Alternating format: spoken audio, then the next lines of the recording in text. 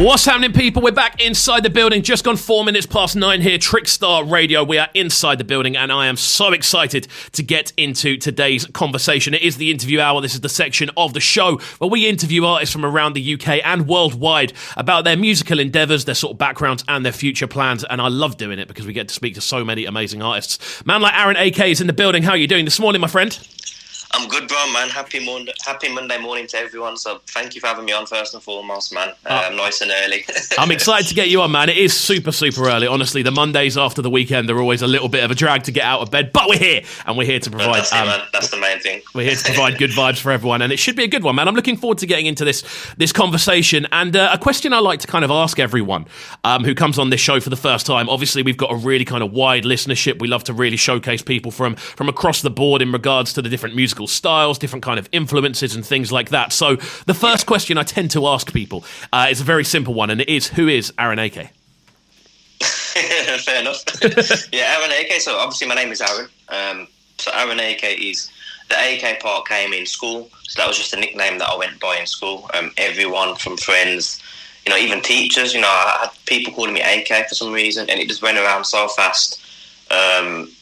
As you have nicknames as you do when you're in school with your friends and stuff, and it just kind of grew on me. So from that day, my name, the AK part, has always stuck with me because it's just what people know me by. So it just kind of made sense to obviously have that after my name. But yeah, Aaron AK, I'm a singer, I'm a songwriter, I'm a rapper.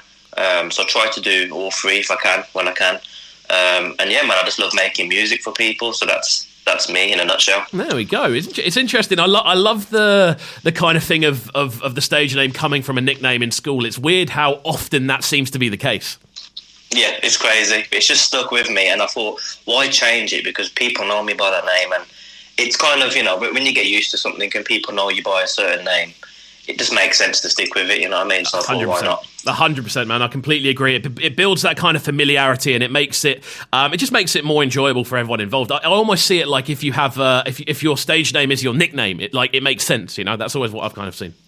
Yeah, definitely. So I thought, why not stick with it? There's no point changing it up, and yeah, man, it's just stuck with me since, and everyone knows me by that name. There we go. So, kind of moving through the sort of musical process, then, obviously, as you said there, you like to be involved in almost like the trifecta from a sort of performance aspect. Like, is that something you've always done? Have you always been very kind of keen to showcase the full sort of spectrum of what you do?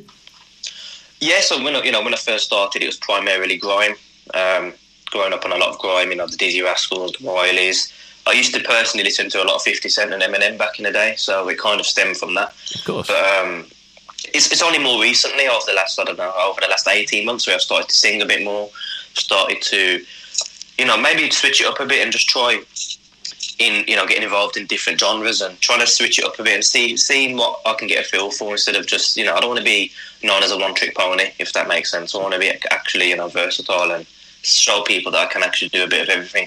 Definitely. No, I completely agree, and I think it's important, especially now where releasing music has become such almost like it's almost like a standard thing to do now, is to be able to release music. Everyone can. So to have that ability to stand out and to be able to kind of do everything for yourself, as in do your own hooks and then do the verses as well. Like, have you found that's given you a bit of an edge over people around you?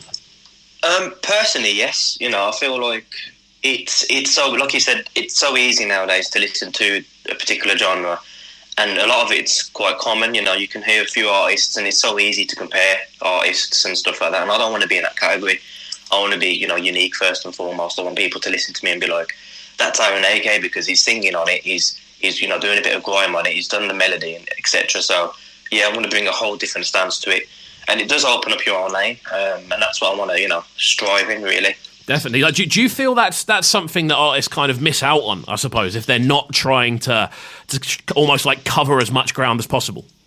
Yeah, definitely. I think, you should always push yourself. There's no limits on what you can do. If you just put your mind to it and a bit of, hard work into it, you can actually do what you want to be. And I feel like a lot of artists do miss out on it because they're so stuck, being in their lane and focusing on what they're good at.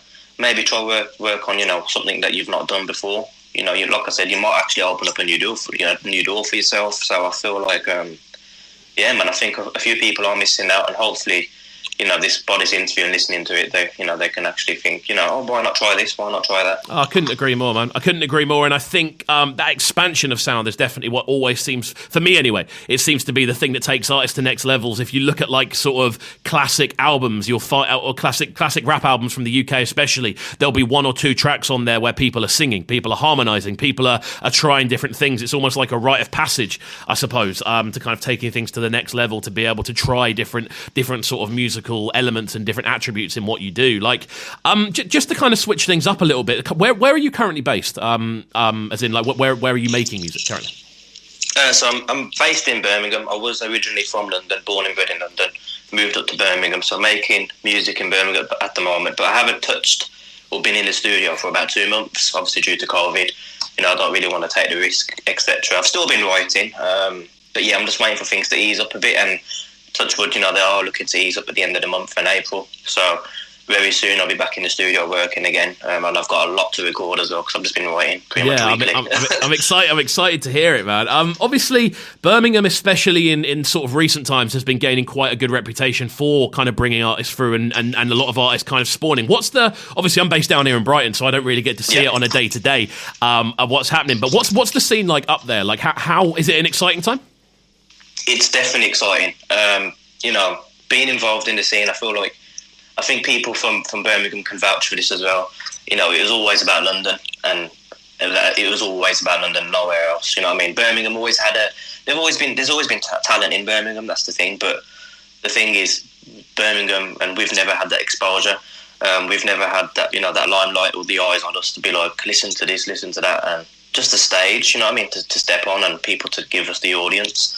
But I feel like now the tables are turning a bit, and there's a lot more exposure on Birmingham. And there's perfect examples of that. If you look at the likes of JK, Mist, Lady Leisha, these are prime examples of artists that have come from Birmingham, and they're showing. And they're just as big as some artists in London, maybe bigger. So it shows you that it's possible. I was going to say, the three you've mentioned there are, realistically, if we're doing sort of like top 20 listened to rappers in the country, they're probably in that top 20 list. So it's definitely not something that can be ignored at this point. It's good to hear as well. I love hearing about different scenes from around the UK, especially obviously because I'm not there, so I don't really see what's going on a day-to-day basis. But that's awesome to hear, man. It's good that it's an exciting time.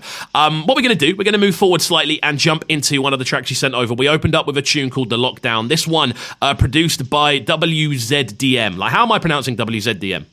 Is it Wisdom? So basically, that's my producer, and he's a good friend of mine. His name's Wisdom. Wisdom, there we go. So, his name's Wisdom, but he's obviously spelled, he likes to make it a bit unique. So it's kind of that abbreviated. Trust me, I can completely understand where he's coming from with my name. Anyway, moving forward, this next one goes by the name of Jealousy. So talk to me about this tune and what we can expect from it.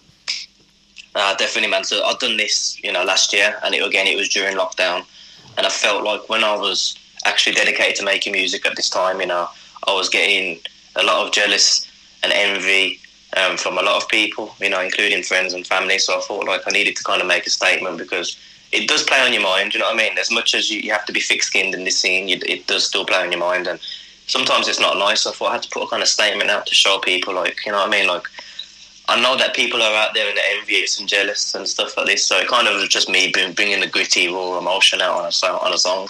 And I think anyone can vouch for that. You know what I mean? You could be jealous. You could have jealous neighbours because you got a nice car or something. You know what I mean? You could have a jealous ex-girlfriend or something because you got a new partner. So you can kind of listen to this song and relate to it in many circumstances. Awesome, so that's why I did it. Awesome. Well, I'm looking forward to getting into this one. It goes by the name of Jealousy, produced by Wisdom. Don't go anywhere. We're live on the Big Bad Trickstar Radio. It's Breakfast with KXVU. Oh, yes. This is Breakfast with KXVU, bringing you their morning flavours on Trickstar Radio. Trickstar Radio.